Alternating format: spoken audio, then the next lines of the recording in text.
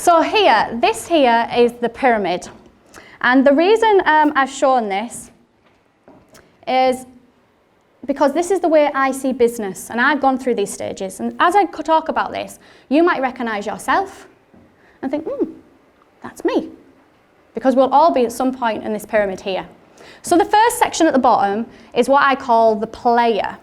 And this here is usually when you're in business and you're good at something, and you go, hey, I'm quite good at this.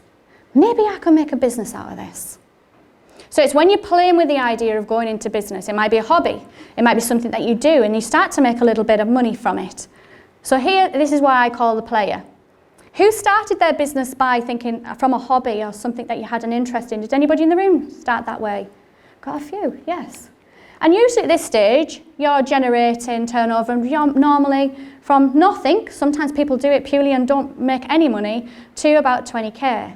And often at this point, it's that decision of, do I jump and actually make this a real thing? Do I make it my business here? Now, if you do make it your business, the next level is what I call the solopreneur. Now, the solopreneur is a crazy ride, but it's a fun ride, and there's lots of growth in there as you go. Now, the solopreneur is where you wear every single hat. Raise your hand if you're wearing every single hat in your business right now. It's a crazy ride at times, yeah? Yeah. And you have all these different hats on you, and you're doing everything.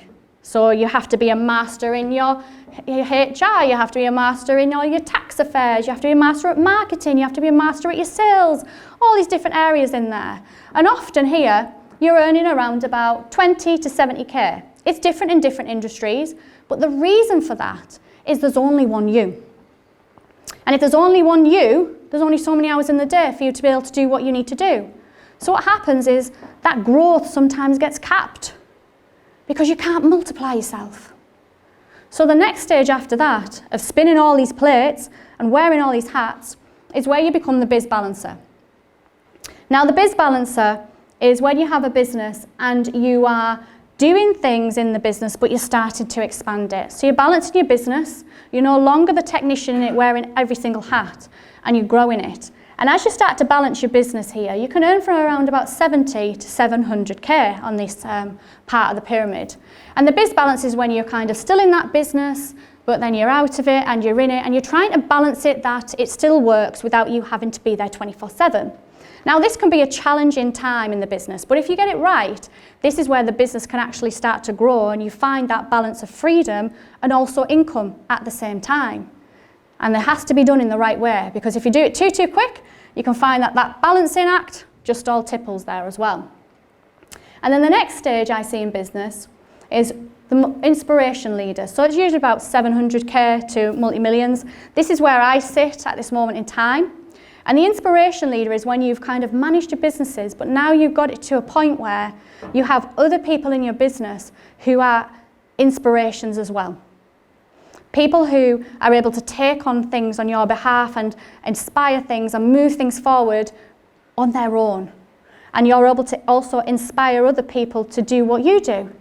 So in my businesses, I've had lots of people come and join my team and being inspired, and I'm quite happy with them then going and making their own journey in life with expertise and things I've taught. So when you get to that point, if you have these people in your business, you can be going multi-millions. And you have that balance as well in your life. And then the next stage is the movement maker. Now, when I talk about the movement maker, there's very few businesses out there that actually do this really, really well. And these are your businesses that create a movement, usually across the country or the world, where people require the product or the service. So, for example, let's just think about Apple. Your mobile phone. They've created a product now that, I don't know about you, but if I was to lose my phone, I'm lost. Who's like that with their phone? It's got everything in it. And there's businesses out there, once they create these products that become so much a part of our world, they are movement makers because it just goes. And it's not the case of, if I go for a phone, I'm going for a phone again. I don't need to really be sold upon that. Just give me it. I know it works and I want it. And when you have a business like that, you are 10 million skyrocketing beyond and beyond.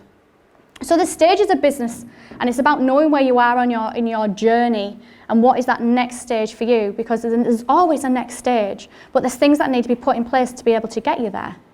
So I just wanted to share that with you, because I think it's important, because sometimes we just go through business and we're a bit blind, be taken by the breeze. But if you know what that next stage is, you know what you're aiming for, you'll get there so much quicker.